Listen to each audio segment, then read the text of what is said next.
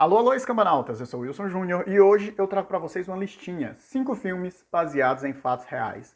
Sim, fatos reais. Eu vou dizer fatos reais. Você vai dizer aí, vai comentar aí, é sobre filme baseado em fatos. Mas se eu botar filme baseados em fatos, o pessoal vai ficar, o que é fatos? As pessoas, o povo, fala fatos reais. Aceite. Mas antes do vídeo começar, deixe aqui a sua inscrição, se inscreva nesse canal, estou sempre falando sobre filmes, séries, tem sempre essas listinhas aqui, filmes de ficção científica, filmes de horror, eu vou estar sempre tentando brincar, vou trazer aí um top 10 de melhores ficções científicas dos últimos anos, melhores filmes de horror. Então aqui no izinho vai ter alguns desses conteúdos, se você gosta, você clica lá e continua vendo aqui outros vídeos do canal. Tem também a playlist para o meu curso de escrita, o curso Começar a Escrever Contos. Se você tem vontade de aprender a escrever, dar seus primeiros passos aí nessa arte, que sim, pode ser aprendida e muito bem aprendida, vai lá e dá uma conferida. Mas sem mais delongas, porque o vídeo vai ser longo, porque são aí 5 filmes, vamos falar do primeiro filme dessa lista. O filme é dirigido por Mel Gibson, protagonizado por Andrew Garfield, que é Até o Último Homem. Conta a história do Desmond Doss, esse médico norte-americano que vai para a Segunda Guerra Mundial, porém se recusa a pegar em armas para batalhar. E isso, obviamente, se torna um problema, porque a parte do treinamento e etc. lida com armas, né? E ele se recusa a lidar com armas desde o treinamento, que vai criando um problema entre eles e os oficiais. E como ele é um médico, ele fica reivindicando de que ele pode apenas curar, e todo esse processo acaba virando um processo judicial para que ele possa ir ou não para a guerra, o que adiciona outra camada de drama. O filme é bem dirigido, porque o Mel Gibson é um bom diretor. Se você viu alguns dos outros filmes dele, Patriota, Coração Valente, independente de você gostar ou não do roteiro, né? E independente de você gostar ou não do Mel Gibson, que é envolto em polêmicas. O filme, curiosamente, eu acho que ele consegue manter o tom religioso, que guia a moral, que impede o Doss de carregar armas, baixo. O filme ele não vai tão fortemente num rumo de evangelização, por assim dizer. Ele não é um filme religioso, né? Pelo menos eu não o enxergo dessa forma, eu não senti dessa forma, né? E as cenas de ação são muito interessantes, são muito bem construídas, muito bem feitas, muito pesadas. Vale destacar que esse fronte, né, o fronte ali de Okinawa, foi um dos mais violentos da Segunda Guerra Mundial, onde mais morreram soldados norte-americanos, obviamente além da praia, né, em Normandia no dia D, mas foi um fronte onde o Japão resistiu violentamente contra. Apesar do viés religioso não ser tão pesado assim, existe uma clara exaltação aos americanos, né? E aqui é um ponto sensível, porque os americanos finalizam a batalha no Japão com as 2 bombas atômicas, né? A guerra se encerra com isso, e isso, obviamente, apesar de querer construir toda uma de virtude para si, né, dentro da guerra, os Estados Unidos também cometeu crimes hediondos. Vale destacar que o Japão, nesse período, eram os nazistas do Oriente, viu? Os japoneses fizeram coisas ali com os povos do Oriente que nem os alemães fizeram com os judeus, assim. É realmente brutal, assim, a visão dos outros países ali, do Oriente, né, em relação ao Japão, é péssima nesse sentido. Eles têm memórias terríveis e eles fazem muitos documentários sobre esse assunto. Os japoneses faziam massacres absurdos que iam para além de assassinatos, assim. Tem momentos da Segunda Guerra, por exemplo, que eles enterraram vivos todas as pessoas de uma vila. É só esse nível, assim. Então a gente, por uma natureza, né, por conta de uma natureza anti-americana, que eu nutro também, com certeza, a gente acaba condenando as bombas, né, porque, enfim, é uma ação extremamente condenável, né, você jogar bombas atômicas em alvos civis, né, atacar alvos civis durante uma guerra. A própria guerra tem leis contra isso, né, isso é um crime de guerra, porém, né, não existem criminosos entre os vencedores, apenas entre os derrotados. Então, isso acaba transparecendo. Então, o filme, apesar de não ser extremamente religioso, ele é extremamente patriota, ao pegar a figura desse americano e alçá-lo a uma certa santidade. E o filme, quando você assiste, você acha ele profundamente absurdo, porém, né, não é só o cara que conta essa história, né? Ou seja, não é só o Desmond Doss contando, são outras pessoas que foram salvas por ele contando a história. Então, isso dá um certo ar de uma força de veracidade ao depoimento que guia esse filme. O segundo filme dessa lista, né, baseado em fatos reais, é o filme Vivos. Cara, eu tenho uma memória desse filme, eu assisti ele quando eu era criança, né, e foi, tipo, super marcante. Se vocês não conhecem essa história, ela é baseada em fatos reais, né, como todos os filmes dessa lista, conta sobre um acidente de avião que aconteceu na Cordilheira dos Andes, quando um time de rugby do Uruguai caiu, né, nas montanhas, e eles passaram vários dias lá perdidos nessas montanhas, e eles tiveram que praticar canibalismo, né, eles tiveram que comer o corpo dos colegas que estavam mortos para poder sobreviver. O filme é uma narrativa bem emocionante, né, como todos esses são, deles justamente tentando encontrar uma forma ou de sobreviver no lugar, ou de sair e tentar encontrar algum lugar, né, que seja, que tenha pessoas para poder resgatá-los. É um filme super tenso e muito bem construído narrativamente. O protagonista desse filme é o Ethan Hawke, e eu lembro pela época que realmente foi um filme que levantou muitas polêmicas, né, justamente por conta desse tema do canibalismo. E esse filme está disponível na Netflix. Então, na verdade, todos os filmes dessa lista estão disponíveis na Netflix, então vocês podem ir lá e conferir. Mas esse especificamente aterrorizou a minha mente, né? O pensamento de você ter que comer pessoas para sobreviver, né, é simplesmente devastador. E um outro medo que esse filme também incutiu em mim foi o medo de aviões, né? Porque no fim das contas eles caem num desastre de avião. E foi, acho que talvez uma das primeiras vezes que eu tive contato com essa dimensão, né? De um avião caindo, né? Bem, esse é um medo que eu carrego até hoje. Eu amo de avião, então, tipo, não tenho tanto medo assim, mas durante todo o processo de viajar, a ida e a volta, eu fico 24 horas com o sentimento de que eu vou morrer. Então isso meio que estraga um pouco quando eu tenho que fazer qualquer viagem de avião. Você ficar 24 horas com o sentimento de morte não é legal. Mas talvez um dia cure. O terceiro filme dessa lista é um filme que me destrói toda a vida que eu assisto. É um filme muito emocionante, muito poderoso, que é 12 Anos de Escravidão. Esse é um filme dirigido pelo Steve McQueen, protagonizado pelo Chiwetel Ejiofor, conta com vários elencos, né? Lupita Nyong'o, Michael Fassbender, o Brad Pitt. Conta a história do Solomon Northup, que era esse músico negro que morava no norte dos Estados Unidos, né, e ele acaba sendo capturado e vendido como escravos para o sul, uma prática muito comum na época, né, porque quando o norte acabou liberando os escravos primeiro nos Estados Unidos, então, quando as proibições de tráfico negreiro começaram a acontecer, esses sequestros, né, eles começaram a se tornar frequentes. Então, eles pegavam negros que estavam livres no norte e levavam para o sul e vendiam eles como escravos de novo. E como o nome já diz, né, o Solomon vai permanecer aí 12 anos escravizados. E esse filme é baseado no livro dele, né, no livro de memórias dele durante esse período. E basicamente o que acontece ele vai sendo vendido ali por várias fazendas de algodão, experimentando vários donos diferentes, com tratamentos muito diferentes, né, e conhecendo a dureza e a violência que eram submetidos os escravos de plantações de algodão dos Estados Unidos. É um filme pesadíssimo, assim, como eu disse. Ele é um filme que precisa ser assistido para a gente entender os horrores da escravidão, mas eu gosto muito de pensá-lo também para mostrar para a gente como, apesar de que todo esse sofrimento que a população negra sofreu na América, ela ainda é tratada de maneira muito similar, né? Os corpos negros foram libertos, mas, né, as vontades, os espíritos negros não foram de fato. A gente vive em sociedades que são extremamente discriminatórias em relação ao negro, onde o negro é uma minoria nos Estados Unidos, mas no Brasil o negro é uma maioria e ele tem direitos como uma minoria, né?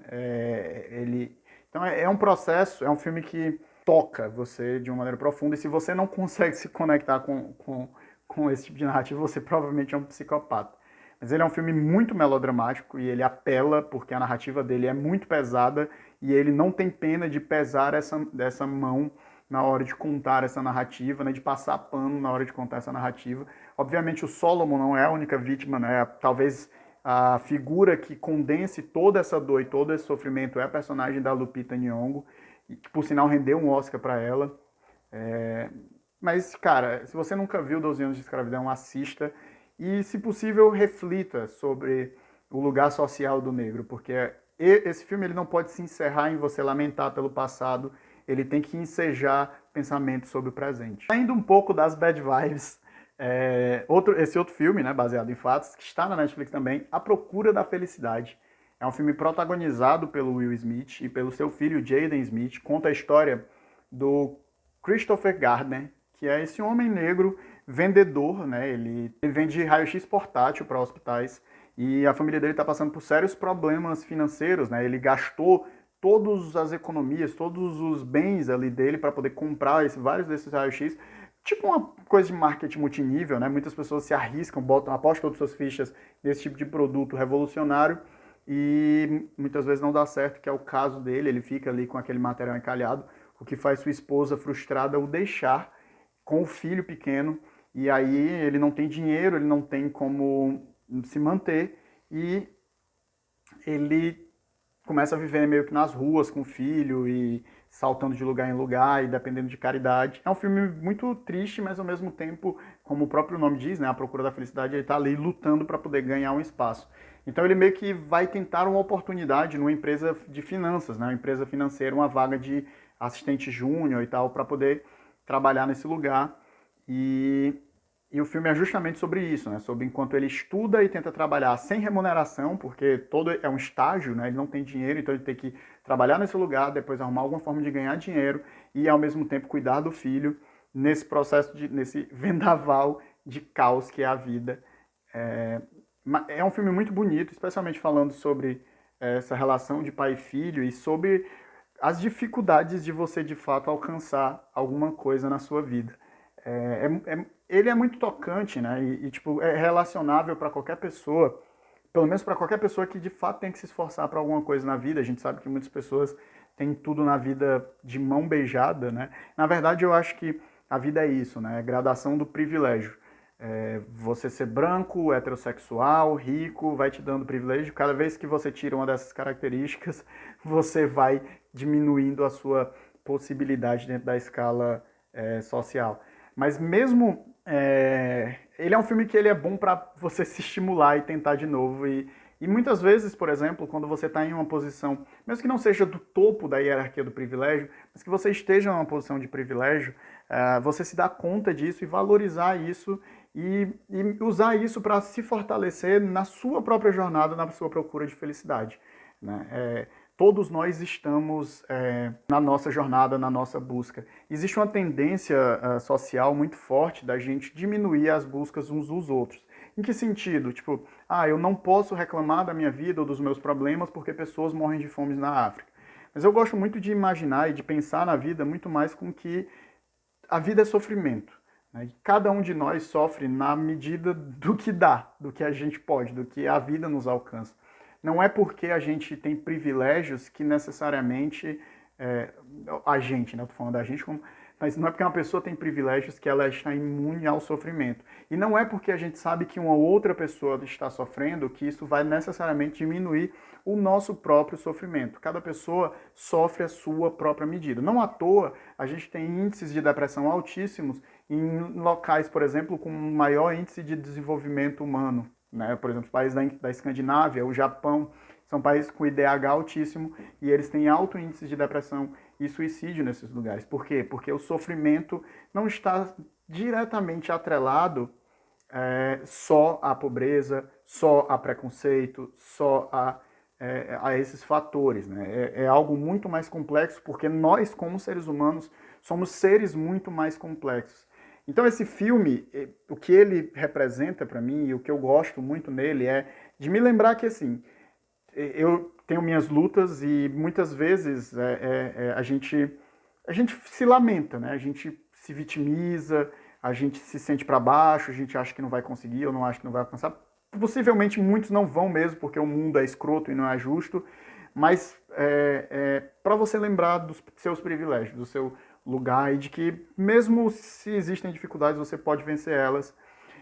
E olha que eu não sou dessa linha do Kumbaya e meritocracia, eu não acredito nessas coisas, não compro essa ideia. O mundo é um local escroto, desigual, que privilegia e favorece determinados grupos de pessoas e que você provavelmente vai tentar muito e nunca conseguir, ou conseguir algo muito menor daquilo que você merecia ou almejava, ou daquilo pelo qual você trabalhou. Se você agarrar esse pensamento agora, bad vibes que eu fiz, você não consegue viver no mundo, né? A gente tem que ter esperança, né? A gente tem que buscar, né? A gente tem que ir atrás, por mais difícil e doloroso que pareça. Não dá para ficar parado. Se a gente ficar parado, acaba, né? Então, Esse filme bota as coisas em perspectiva, é só isso. É um filme que faz você olhar para o mundo e botar as coisas em perspectiva, por isso eu estou trazendo ele aqui e indicando. E para finalizar a nossa lista, desculpe os caminhos que tomou, quando eu falo das coisas que são realistas, eu acabo entrando no meu modo mais verborrágico. O último filme dessa nossa lista aqui é o Coach Carter, Treino para a Vida, né? O subtítulo que os brasileiros adoram esses subtítulos. É um filme com o Samuel L. Jackson. Esse cara ele é um treinador, né? Um treinador de basquete que retorna para a sua terra natal e ele vai ali para uma escola, né? No High School em Richmond, em Califórnia. E ele vai treinar os alunos dessa escola, né? Treinar o time de basquetebol. Porém, ele decide que, como educador, ele quer fazer mais do que simplesmente ensinar aqueles garotos a jogar uma bola numa rede. Ele muda toda a estrutura pedagógica que se tem em relação ao basquete e começa a se preocupar com a conduta dos alunos e as notas que os alunos tiram, e isso se torna um pré-requisito para fazer parte do time de futebol que ele treina. Vale destacar que esse time, particularmente, o time dessa escola, é um time muito popular, é a coisa que esse povo tem, né? Esse time vence bastante. E se você pensar nessas comunidades negras, nos projects norte-americanos, muitas vezes é tudo que eles têm, sabe? Tipo, é a coisa que eles têm para se apegar, é a coisa que dá orgulho para eles, que tem identidade. É por isso que o esporte, tanto high school, né, do ensino médio, quanto universitário, ele tem tanta força em algumas regiões, né? Porque é meio que eles carregam a bandeira do lugar, né? Eles carregam esse orgulho, como se o orgulho nacional fosse transmitido num viés mais local, né? E especialmente locais mais pobres, né, que sofrem com muita criminalidade e com problemas sociais, isso se torna algo ainda mais forte, né? Esse algo a que torcer, esse algo próximo, esse algo que é seu, que não é uma coisa distante. Então a comunidade é muito envolvida com esse time específico. Então quando ele começa a fazer essas exigências, né, muitas pessoas vão confrontá-lo, né, vão brigar com ele, só que ele vai... e é justamente o filme, o embate dele com a sociedade, porque ele não quer que o cara, que aquelas crianças, né, aqueles meninos, sejam apenas jogadores de basquete, mas sejam cidadãos, né? Cidadãos. Cidadãos? Meu Deus, que bug mental agora que eu dei. Whatever. Mas ele quer formar pessoas, né? Ele quer formar pessoas mais dignas. E, poxa, é um filme muito bonito, né? Você vai ter um elenco bem vasto, jovem. O Channing Tatum tá, se eu não me engano, um dos primeiros papéis da vida dele. É o ator branco que tem no meio de um conjunto de atores latinos. Por sinal, é irônico como esse único sujeito branco é o sujeito que teve uma grande carreira do filme, né? Diz muito sobre os Estados Unidos, diz muito sobre essa questão do preconceito. Eu, curiosamente, trouxe 3 filmes que têm aí temática racial dentro deles. É impossível, né? Por ser uma pauta que eu levanto, uma bandeira que eu carrego, são o tipo de narrativa baseada em fatos reais com as quais eu vou me conectar de uma maneira mais direta.